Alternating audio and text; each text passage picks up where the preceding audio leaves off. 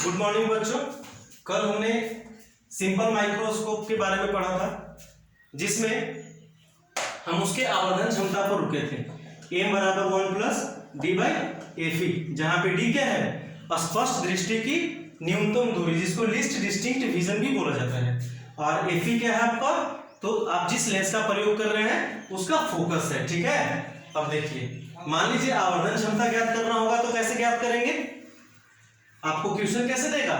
या तो क्षमता में दे सकता है, मान लीजिए दे देगा कि दो डायोप्टर क्षमता का कोई उत्तर लेंस है, अब उसका आवर्धन क्षमता ज्ञात करें तो P से आप क्या करेंगे? 1/f फाइंड कर लेंगे। ठीक है, तो यहाँ पे 100 देना पड़ेगा, 2 से 50 बार में, तो f आ गया आपका 50 सेंटीमीटर। अब f का वैल्यू यहाँ पर बैठा दीजिए, आपका m निकल जाएगा। जैसे m बराबर 1 प्लस d का मान तो हमेशा फिक्स होता है, वो 25 ही रहेगा, क्योंकि हमारा स्पष्ट दृष्टि 25 सेंटीमीटर होता है।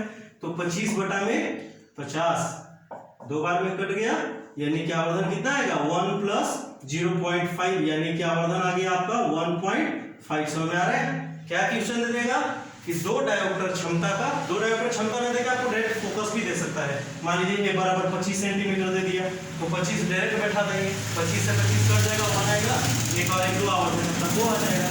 लेकिन यहाँ पे क्या दिया हुआ था?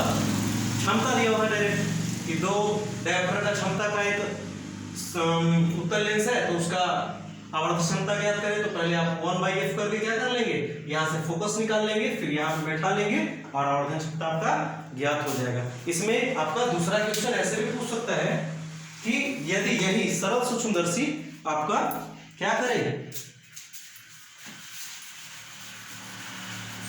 अनंत पर स्थित वस्तु के लिए काम करे, या फिर प्रतिबिंब ही इसका अनंत पे बने, तो आप कौन सा फॉर्मूला बैठाइएगा? आपका कंडीशन लगा दिया कि इसका जो प्रतिबिंब है वो 25 पे ना बन के कहां पे बन रहा है? इन्फिनिटी पे बन रहा है। तो फिर आप आवर्धन क्षमता का कौन फॉर्मूला लगाइएगा? आप बैठ जाइए, पीछे वाले हम क्या बताए थे? यहाँ पे लेंस पे बैठाए थे 1/v माइनस 1/u बराबर 1/f, यही बैठा था ना जी। अब देखिए, ये तो फिक्स है, मेरा क्या आ गया? इन्फिनिटी। यहाँ पे u का वैल्यू क्या आया था? -6। याद कीजिए, आप पहले कॉपी में लिखा हुआ है -6 बराबर 1/f। क्लियर है? इन्फिनिटी का वैल्यू तो आपका खत्म हो जाएगा, तो ये माइनस माइनस प्लस पकड़ लेगा। अब देखो, आवर्धन क्षमता का हम पहले फाइंड कर चुके हैं, बराबर क्या? d/x। तो x तो है आपका, d घट रहा है, तो दोनों तरफ क्या कर देंगे? केवल d से गुना कर देंगे। क्या करेंगे?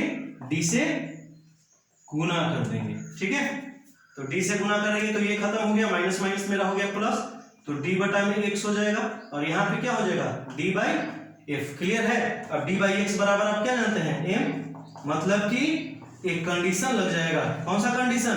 कि जब प्रतिबिंब अनंत पे हो, जब प्रतिबिंब अनंत पे हो तो सरल सूक्ष्मदर्शी के आवर्धन का फॉर्मूला क्या होता है? d बटा में f होता है। फिर आपको वहां पे 1 इंक्लूड करने की जरूरत नहीं है, तो यहां से दो फॉर्मूला निकल गया आपका। ठीक है, अब देखिए, साधारण सी बात है कि आवर्धन किस पे निर्भर कर रहा था आपका?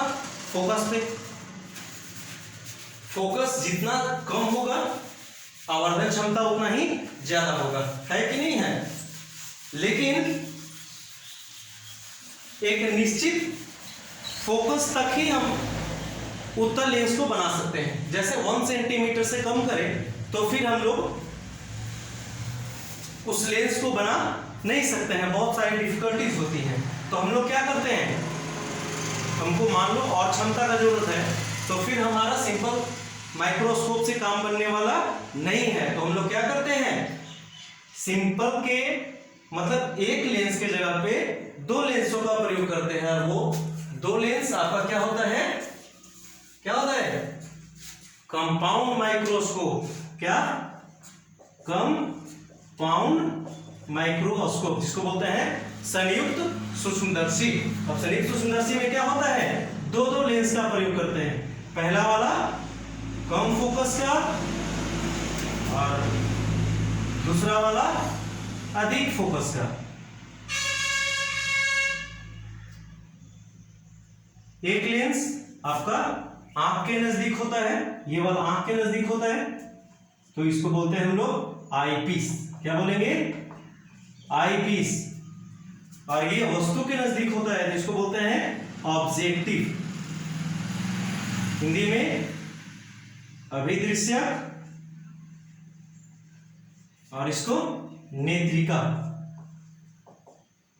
आप एक चीज समझ में आ रहा होगा कि हम ऐसा क्यों किए, कंपाउंड क्यों बनाए? क्योंकि सिंपल माइक्रोस्कोप में 1 सेंटीमीटर से कम फोकस का लेंस नहीं बनाया जा सकता है, तो हम लोग और अधिक क्षमता का बनाना है तो एक के जगह पे क्या किए, 2 लेंसों का प्रयोग कर लिए, जहां पे एक वस्तु के नजदीक होता है और दूसरा आंख के नजदीक होता है।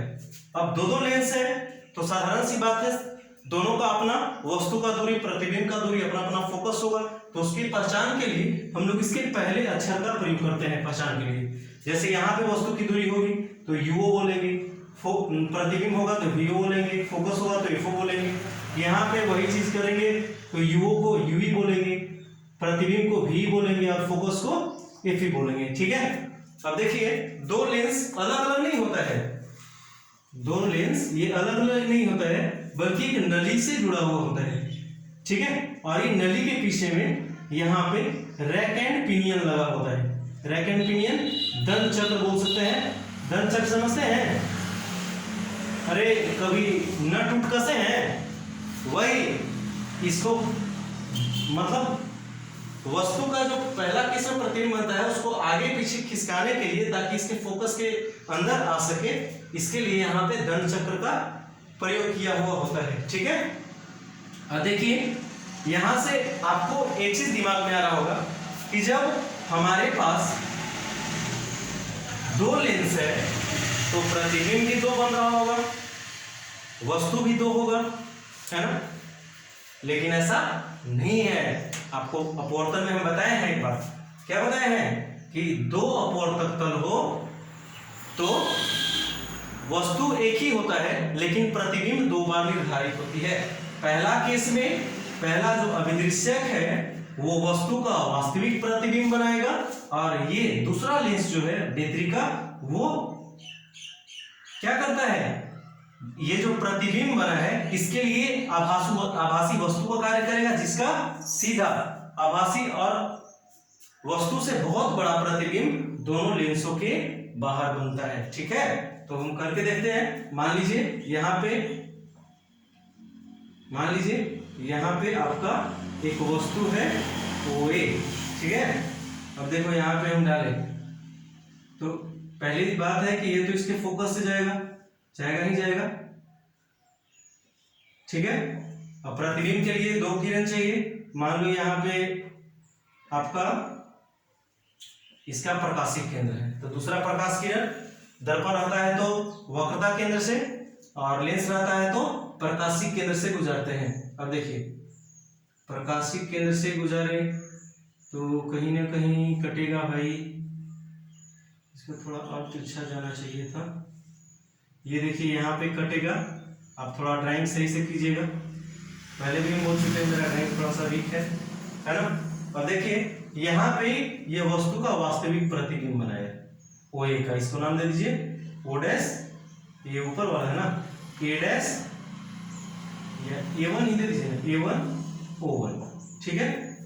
अब देखिए ये जो पहला का प्रतिबिंब बना है, इस वस्तु का जो प्रतिबिंब बना है वो इसके लिए, किसके लिए, तो दूसरे लेंस के लिए आभासी वस्तु का काम करता है। और ये जो प्रकाशिक केंद्र से एक लाइन खींचिएगा वो इस प्रतिबिंब का आभासी और वस्तु से बहुत बड़ा कहां पे बनाता है, ठीक इसके बाहर बनाता है। दिखाई दे रहा है? चलिए देखिए यहाँ पे आपका अंतिम प्रतिबिंब बनाया, जिसका नाम दे दिया हम क्या, O2 A2। कोई दिक्कत? ये आपका अंतिम प्रतिबिंब है, अंतिम प्रतिबिंब। ठीक है। अब देखो पहले ही बात कि आवर्धन क्षमता इसका कैसे फाइंड करेंगे हम लोग। तो इसका आवर्धन क्षमता के लिए हमको फिर से वही फॉर्मूला लाना पड़ेगा, बीटा बटा अल्फा, फिर से वही फॉर्म tan बीटा बटा tan अल्फा। लेकिन प्रॉब्लम ये है कि हम अब tan बीटा और tan अल्फा का वैल्यू कहां से बैठे? तो आपको बताया थे वस्तु से जो आंखों पे कोण बनती है, तो यही बन रहा है ना, इसका नाम दे दिया अल्फा, तो हमारा ये वाला भी अल्फा हो गया, समूह कोण। और इसके बाद बीटा क्या? तो जो अंतिम प्रतिबिंब के द्वारा, अंतिम प्रतिबिंब यही है ना, आंख साधारण सी बात है यहीं पे होना चाहिए, इसके पीछे तो हो नहीं सकता है, तो हमारा बीटा कहाँ पे होगा? यहाँ पे। ठीक है, कोई दिक्कत?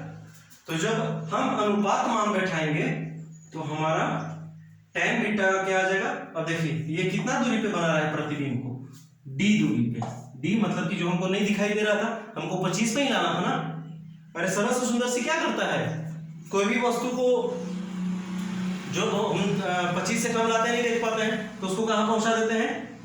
एक सिंगल लेंस की सहायता से 25 पे और कम करते जाते हैं और कम कर जाते हैं। तो 1 सेंटीमीटर पे काम नहीं कर रहा था, तो 2 लेंस का प्रयोग किए, तो ये भी 25 पे ही बनाएगा ना। मतलब कि वो मेरा डिस्टेंस जो है वो क्या हो गया?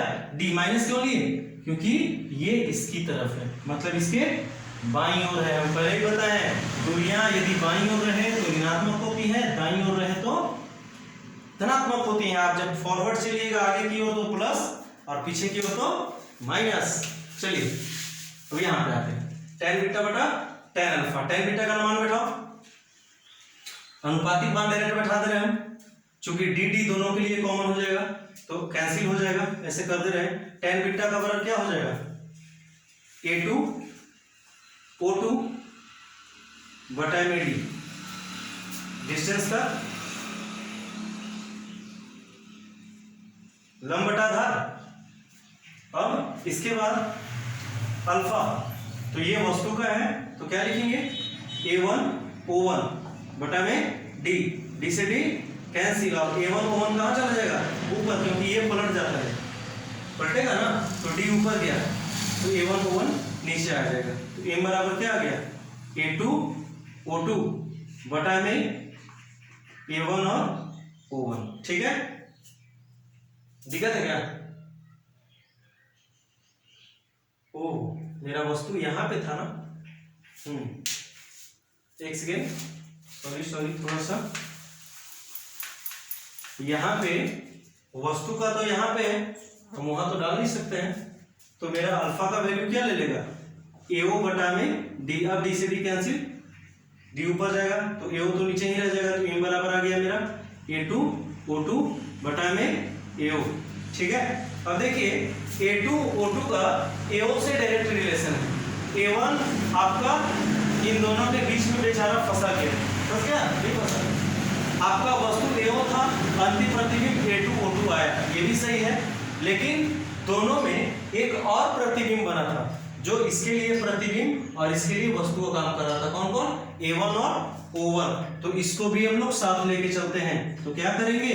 a1 को और o1 को दोनों को ऊपर नीचे गुना कर देंगे ताकि समीकरण पे कोई प्रभाव ना पड़े। तो क्या किए? a2 o2 बटा में ao गुने a1 o1 बटा में a1 o1। अब देखिए इससे एक फर्क पड़ेगा, आप डैश भी बना सकते हैं, उससे कोई प्रॉब्लम नहीं है। ये फिगर ड्रॉ कर लिए टोटल, आप इसको स्टॉप करके फिगर को ड्रॉ कर लेंगे, जैसे जैसे बनाया है वैसे कर लेंगे। ठीक है, चूंकि आगे हमको सॉल्व करना है इसलिए इसको मिटा है ना।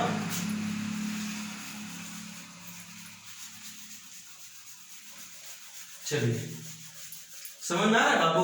आप एक दो बार कम से कम प्रैक्टिस इसको कर लीजिएगा तो आपको क्लियर हो जाएगा सब। चलिए कहां पे थे? a1 o1 पे। अब दोनों को हम अलग अलग कर लेते हैं, मतलब ao के साथ एक बार इसको कर लेते हैं और एक बार इसको कर लेते हैं। ठीक है, तो मेरा क्या हो जाएगा आवर्धन का? m बराबर a2 o2 बटा में a1 o1 गुने a1 o1 बटा में ao। अब देखिए ये कुल आवर्धन है, ये a2 o2 किसके द्वारा बन रहा था? a2 o2 दूसरे लेंस के द्वारा बन रहा था। किसके लेंस के द्वारा बन रहा था? दूसरे लेंस के द्वारा बन रहा था, जहां पे आभासी वस्तु की तरह कौन कार्य कर रहा था, A1 और O1। इसका मतलब है इससे जो आवर्धन निकलेगा वो दूसरे लेंस का निकलेगा। दूसरा लेंस को हम क्या बोले हैं, आई पीस। तो इसको लिख सकते हैं क्या, एमी। क्या लिख सकते हैं, एमी गुने A1 O1 प्रतिबिंब बन रहा था किसका, तो वस्तु AO का। ये किस में हो रहा था, तो पहले लेंस में। याद कीजिए, तो इसको क्या बोलेंगे, एमओ। मतलब कुल आवर्धन एम बराबर आ गया मेरा एमओ गुने एमी। कोई दिक्कत। देखते हैं, यहां पे डबल लेंस का प्रयोग किए हैं, जहां पे पहला लेंस का साधारण आवर्धन का फॉर्मूला क्या होगा, एम बराबर माइनस वीओ बटा में यूओ। ये आप जानते हैं क्योंकि हम पहले भी दर्पण और लेंस दोनों में करवा चुके हैं। समान रूप से एमओ का वैल्यू क्या हो जाएगा, माइनस वीओ बटा यूओ। तो यहां बैठा देंगे वैल्यू माइनस वीओ बटा यूओ इंटू एमी का मान। सरल सूक्ष्मदर्शी को एडजस्ट किए थे ना, तो एमी का मान आप पहले वाले का वैल्यू बैठा देंगे, सरल सूक्ष्मदर्शी वाला। तो क्या हो जाएगा 1 प्लस डी बाई एफी। मेरा पहला फॉर्मूला आ गया, एम बराबर माइनस वीओ बटा U O into 1 plus D by F E. Clear है, ये मेरा आ गया पहला फॉर्मूला। अब इस पे आपको कुछ न्यूमेरिकल आएगा जिसको आपको करना है। जैसे आपको डायरेक्ट वीओ यूओ और एफी का वैल्यू दे देगा, आवर्धन पूछ देगा, वैल्यू बैठाइए, आराम से फाइंड कीजिए। ऐसे इस पे दो और फॉर्मूले होते हैं, बस उसमें आपको करना कुछ नहीं है। आप चूंकि लेंस का प्रयोग कर रहे हैं तो लेंस का वैल्यू आपको पुट कर देना है, मतलब जो प्रॉपर वैल्यू साइन के साथ होता है उसका वैल्यू पुट कर दीजिएगा, तो आपका अगला दो फॉर्मूला भी आपको ड्राइव हो जाएगा, जिसमें आपको केवल इसके साथ छेड़छाड़ नहीं करना है, क्योंकि 1 प्लस डी बाई एफी हम पहले से प्रूफ कर चुके हैं। हमको वैल्यू केवल इसका बैठाना है, किसका, माइनस वीओ बटा यूओ का। ठीक है, चलिए करके देखते हैं। आपका एक फॉर्मूला हो गया, इसको उतार लेंगे रोक करके वीडियो को। इसके बाद अब हम दूसरे फॉर्मूला पे चलते हैं। सूक्ष्मदर्शी में आपको 3 फॉर्मूला करने को मिलेगा। चलिए, यहां पे हम एक चीज देखें, हमको लेंस फॉर्मूला बैठाना है, किस कौन सा, लेंस सूत्र। और वो किसके लिए, तो ऑब्जेक्टिव के लिए। ऑब्जेक्टिव मतलब अभिदृश्य के लिए भाई, है ना। तो लेंस सूत्र में अभिदृश्य में देखिए, अभिदृश्य यही था ना पहला वाला, वस्तु को कहां रखेंगे हम, बाईं ओर, प्रतिबिंब भी इसका दाहिना ओर बना है और फोकस भी इसका क्या होगा, दाहिना ओर। यानी कि यदि प्रॉपर वैल्यू बैठाएंगे तो u बराबर माइनस यूओ बैठेगा, v बराबर डायरेक्ट वीओ और f बराबर एफओ बैठेगा। बस इसी फॉर्मूला को आपको लेंस सूत्र में बैठा देना है। तो 1 बाई एफओ बराबर क्या हो जाएगा, 1 by VO minus 1 by UO. तो माइनस के जगह पे क्या बैठा देंगे, माइनस यूओ, तो माइनस माइनस क्या हो जाएगा मेरा प्लस। तो 1 बाई एफओ बराबर 1 by V O plus 1 by U O. ठीक है, कोई दिक्कत। अब देखिए एक चीज, आपको वीओ बाई यूओ का मान बैठाना है। वीओ बाई यूओ कहां से पढ़ सकता है, यहां से। यदि वीओ से हम गुना कर दें तो वीओ इसके साथ आ जाएगा और यहाँ पे वैल्यू आपका मिल जाएगा। तो क्या करेंगे, वीओ से गुना करने पर, वीओ से गुना करने पर दोनों तरफ कर लेंगे हम, वी से दोनों तरफ गुना करने पर। ये फॉर्मूला को इरेज कर लेते हैं, इसको इक्वेशन मान लीजिए, फर्स्ट ही मान लेते हैं इसको। ठीक है, अब इसको इरेज कर देते हैं। अब देखिए, वीओ से जब गुना करेंगे हम तो क्या हो जाएगा मेरा, वीओ बटा एफओ बराबर वीओ बटा में वीओ प्लस वीओ बटा यूओ। इसी का मान बैठाना था ना, इसी का बैठाना है ना। वीओ से वीओ कट गया तो बाकी को इधर ले आइए, तो क्या हो जाएगा, V O by F O minus 1 plus 1 है, चूंकि इधर आएगा तो माइनस, और इधर क्या, वीओ बटा में यूओ। कोई दिक्कत, साफ दिख रहा है ना। चलो, अब यहां से एलसीएम ले लेंगे तो मेरा नीचे आ जाएगा एफओ, ऊपर में आ जाएगा क्या, वीओ माइनस एफओ बराबर वीओ बटा में यूओ। कोई दिक्कत। अब देखिए एफओ का मान बहुत छोटा होता है, मतलब इसमें से वीओ में से हटाए। पहले ऐसे समझिए कि जो अभिदृश्य के द्वारा प्रतिबिंब आता है वो दूसरे लेंस के बहुत नजदीक बनता है, बहुत नजदीक। इसका मतलब है, आप ऐसे भी समझ सकते हो ये मतलब पहले अभिदृश्य से इतनी दूरी पे हो जाता है कि इसके एफओ का कोई प्रभाव नहीं पड़ना। मान लीजिए 100 में से हम 1 घटा ही दिए तो उसके पैसे पे ज्यादा फर्क नहीं पड़ेगा। या 1 लाख 20 रुपया में से हमसे 2 रुपया कोई ले मांग ही लिया तो उससे ज्यादा हमारे पे फर्क पड़ने वाला नहीं है। मतलब इस क्या है, F O is very very less than V O. तो यहाँ पे हम एफओ के वैल्यू को हटा सकते हैं। तो मेरा हो जाएगा वीओ बटा एफओ बराबर वीओ बटा यू। और इसका मान हमको कहाँ रखना है, समीकरण फर्स्ट में। कहाँ, समीकरण फर्स्ट में रखने पर। अब देखिए वैल्यू को रख देते हैं, उतार लिए ना, और नहीं भी उतारे तो वीडियो को रोक करके उतार लीजिएगा ना। अब देखिए समीकरण फर्स्ट मेरा क्या था, जाओ दोबारा, तो m बराबर था माइनस वीओ बटा U into 1 plus D by F E. हम पहले बोल रखे हैं कि आपको इसके साथ छेड़छाड़ नहीं करना है। तो m बराबर क्या बैठेगा, ये वाला मान माइनस पहले से लगा हुआ है, तो वीओ बटा F O into 1 plus D by F E. ये हो गया आपका दूसरा फॉर्मूला आवर्धन का। याद रखना भाई 3 फॉर्मूला होता है यहाँ पे, और कोई क्वेश्चन में कोई भी एडजस्ट करने के लिए हो सकता है, तो आपको अपने अनुसार वहां पे सॉल्व करना पड़ेगा। एक चीज और देखिए, 2 लेंस आप प्रयोग करते हैं तो इसका नली का लंबाई भी कुछ ना कुछ होता होगा ना, उसको एल से डिनोट करते हैं। किससे, एल से। तो जो पहला केस में प्रतिबिंब बनता है वीओ ना, वो एकदम सट जाता है इसमें। मतलब लगभग बोल सकते हैं कि वीओ का वैल्यू जो है वो लगभग एल के बराबर होता है। तो कहीं भी फॉर्मूला में आपको ये भी एडजस्ट करना पड़ सकता है, माइनस एल बटा में F O into 1 plus D by F E, जहां पे एल क्या है, एल है आपका नली का लंबाई, नली की लंबाई, ठीक है। FO focus of objective, FE focus of eyepiece. ये हो गया आपका तीसरा फॉर्मूला। वो पहला था, ये पहला था, ये दूसरा है, और ये तीसरा फॉर्मूला है आपका संयुक्त सुंदरसी में। यही 3 फॉर्मूला आपको यूज करना है, ठीक है। चलिए अब हम लोग आगे बात करते हैं।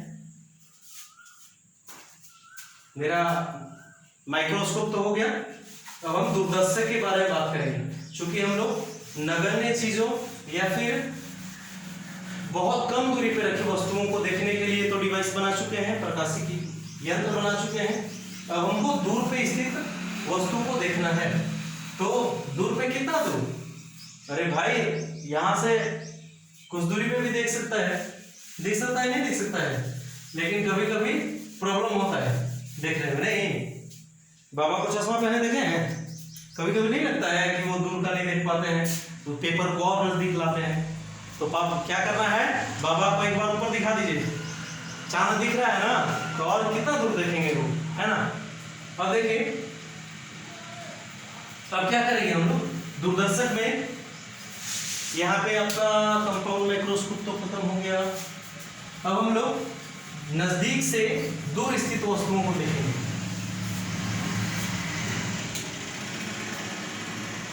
ये हमारा हो गया क्या, टेलीस्कोप। टेलीस्कोप, ठीक है। टेलीस्कोप को हम लोग नेक्स्ट वीडियो में पढ़ते हैं, क्योंकि ये भी बहुत लंबा जाएगा। इसका भी 2 पार्ट होता है, बस तुरंत हम लोग डिस्कस करेंगे अगले क्लास में टेलीस्कोप के बारे में। तो रोको जी, कितना हुआ, कितना देर, 23 मिनट।